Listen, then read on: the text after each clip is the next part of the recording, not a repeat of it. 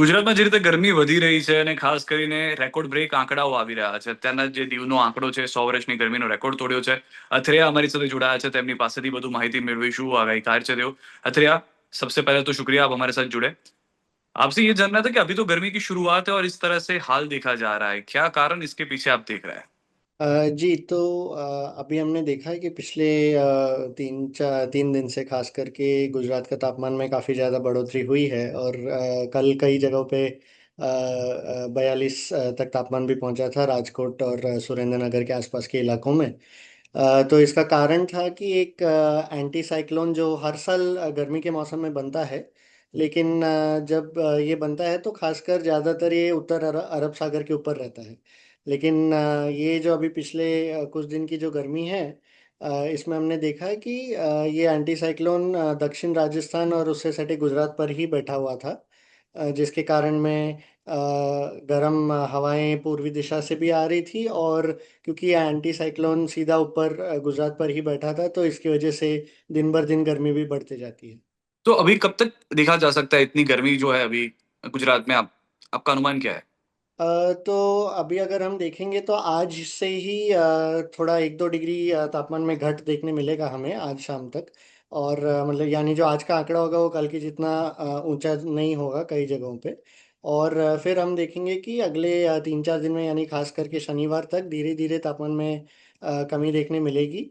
और ये भले ही पूरी तरह से गर्मी नहीं जाएगी, लेकिन जो 36 से 38 है जो गुजरात का सामान्य तापमान है, उससे थोड़ा ऊपर ही देखने मिल रहा है। जो जो अभी जो हीट वेव देखने मिल रहा है वैसा नहीं देखने मिलेगा शनिवार तक। और अथरिया जैसे मैंने देखा हुआ है, मैं श्योर नहीं हूँ लेकिन जितने भी समंदर के किनारे वाले एरिया है, वहाँ पे कुछ ज़्यादा ही गर्मी देखने को मिल रही है। ये मेरा अनुमान है। क्या ये ऐसा कुछ रीज़न है उसके पीछे गुजरात के जो समुद्र तट वाले एरिया है उसको लेके? हाँ मतलब खास करके क्या होता है कि गुजरात की गर्मी, एक तो जब एंटी साइक्लोन गुजरात के ऊपर ही बैठा रहता है तो गर्मी वहीं बढ़ के वो गर्मी बाहर नहीं जा सकती, तो इसीलिए वही हवा उधर ही बैठ के धीरे धीरे दिन ब दिन गर्मी बढ़ती है।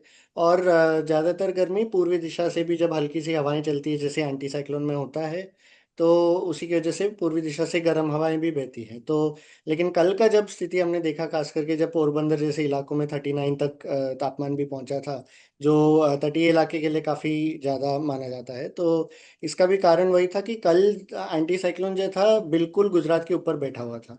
और इसके कारण क्या हुआ कि जो अहमदाबाद और जो मध्य गुजरात के इलाके हैं और जो उत्तरी सौराष्ट्र के इलाके यानी जो राजकोट, सुरेंद्रनगर, बोटाड, इन इलाकों से उत्तर पूर्वी दिशा से गर्म हवाएं नीचे दक्षिणी सौराष्ट्र तक बहने लगी थी।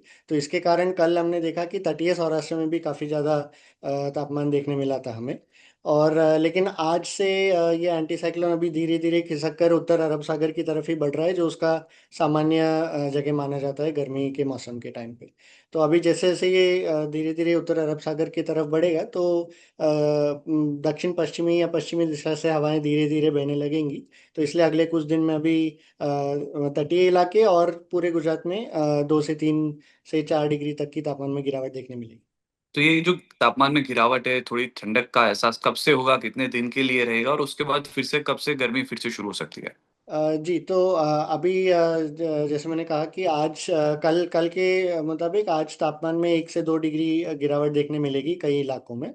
और फिर हम देखेंगे कि कल शुक्रवार शनिवार के समय तक और कुछ 1-8 डिग्री में कम हो सकता है, यानी 36 से 38 तक तापमान ज़्यादातर गुजरात के सौराष्ट्र के जो इलाके हैं और जो मध्य गुजरात के इलाके हैं, जहाँ सबसे ज़्यादा तापमान पिछले कुछ दिन में देखने मिला था, उन जगहों पे 36 से 38 तक आ जाएगा। फिर शनिवार और रविवार से एक पश्चिमी विक्षोभ फिर से आने चालू हो जाएंगे, जो अभी तक मार्च की शुरुआत से अभी तक लेकिन कोई पश्चिमी विक्षोभ आया नहीं था। लेकिन अभी शनिवार रविवार से फिर से जब पश्चिमी विक्षोभ आने लगेगा तो उससे पश्चिमी दिशा से हवाएं बहने लगेंगी। और जो अरब सागर से नमी वाली हवाएं रहती हैं, जो उतनी गर्म नहीं रहती है जितनी ज़मीन की तरफ और मध्य भारत से जो हवाएं आती है उसके मुताबिक। सो इसीलिए अगले हफ्ते तक यानी सोमवार मंगलवार तक हम देखेंगे कि कई इलाकों में 35-36 तक आ जाएगा तापमान। और फिर जैसे जैसे अगले हफ्ते का मध्य भाग आएगा, मंगलवार बुधवार तक, तब हम देखेंगे कि 34 से 36 तक कई इलाकों में तापमान पहुंच जाएगा, जो सामान्य है गुजरात के लिए। हमारी पहले भी बातचीत हुई थी, आपने बताया था तब के गर्मी के मौसम में बिन मौसम बारिश हो सकती है क्या? जी वो देखने को मिलेगी? कितने दिन होगी? क्या क्या टाइम डेट्स आपको कुछ लग रहा है अभी? जी बिल्कुल। तो जैसे मैंने बताया था लगभग एक महीना पहले कि हमें बेमौसमी बारिश देखने मिलेगी, तो अभी एक ऐसा खतरा मंडरा रहा है लगभग 18 मार्च के आसपास।